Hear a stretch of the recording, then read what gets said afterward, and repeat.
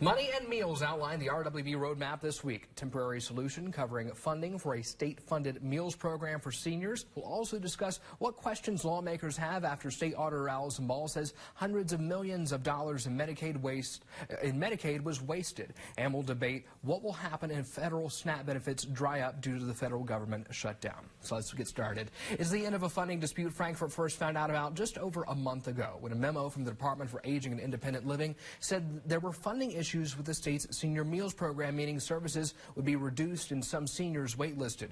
On Monday, Governor Andy Beshear announced just over $9 million would be redistributed to shore up the program through the next budget. This wasn't a routine or regular movement of budgeted dollars, but required we find a usable, specific pot of money. I think this should have been done weeks ago before our seniors spend a lot of time concerned about where their next hot meal may be coming from. Winchester Senator Greg Elkins says action should have come sooner and questioned if the administration would have made a fix if the legislature had not raised the pressure. On Tuesday, Auditor Allison Ball wrote to Beshear arguing that there is still $15.9 million left from the Medicaid study appropriation that can be used to implement Senate Bill 151, a 2024 kinship care supports law that has remained unfunded. She said, quote, "There is nothing different between what your administration just did to reallocate funds to the senior meals program from the pot of money identified above and reallocating remaining funds from that same pot of money to execute the kinship care bill and to reestablish KTAP benefit rates." Representative Donworth, I'm going to start this conversation with you here. First, on the senior meals program dispute, do you think the administration acted quickly enough here?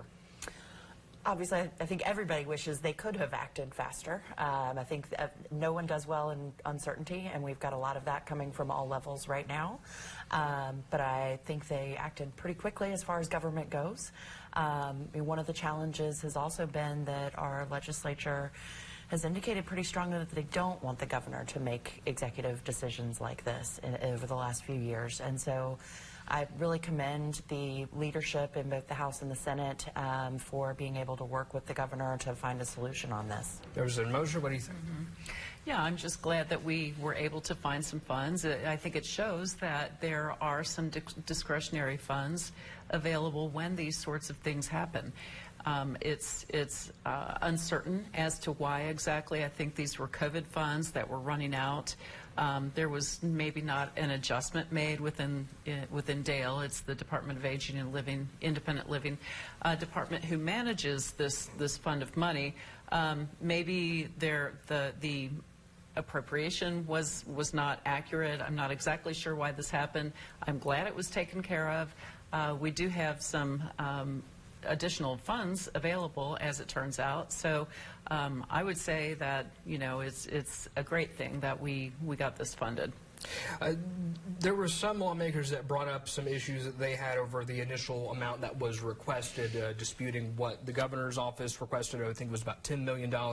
The area development districts requested in the ballpark of around $14 million. The General Assembly gave $10 million.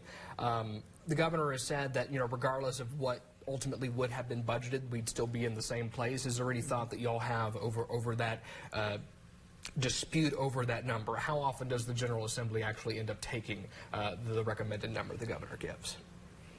Well, I mean, we always look at the number that the governor gives, and we work directly with the departments who are managing these funds, and they're the ones who are serving the people, and they should know exactly what we would need. Now, the number of individuals who were receiving senior meals expanded during COVID, and that's the number that I think remained in place. No one has rolled off. Maybe that's appropriate. I think it's something that we're going to have to look at when we get back to session and see what the real number is that we actually need. We obviously have folks who need these meals, and we want to make sure that the ad districts, the area development districts, are getting the funding that they need. Yeah. Is there more you want to add to that? Well, I was not here for the budgeting process the last cycle, but I think one of the things, it's very hard to do a biannual budget. And when you say that something is going to cost $10 million in 2024, and then we have such high inflation rates, things cost more than what we had budgeted for 2 years ago. So I think that's one factor, and I think also because of that inflation as well, there are a lot more people who need and qualify for services. So I agree with Representative Moser that we've got to be looking at this and figuring out how we can make sure that all of our people who qualify for services can receive them. About 90 seconds left here, y'all. So very quickly on Senate Bill 151, what are y'all's thoughts on something similar occurring here as the auditor suggested? Can a simple appropriation happen? As we saw with the senior meals funding, there seems to be sort of a gentleman's agreement that the General Assembly is going to have to retroactively approve this. Is this something that y'all could see happening with Senate Bill 151? Well, I definitely think we'll be looking at it. It has gotten some attention, and this is the Kinship Care Act that was not being funded, and these are funds that help individuals, relatives who have taken in kids who are in out-of-home placement for any reason. And so I think that it didn't get a direct appropriation, but again, we have this discretionary money in the cabinet. So if the governor found money for the senior meals, I think that maybe we can go ahead and fund this. Last word on this, Representative Donworth. I think for this case where the numbers do work, that could be an appropriate use, assuming that the leadership in the House and the Senate are okay with it as well.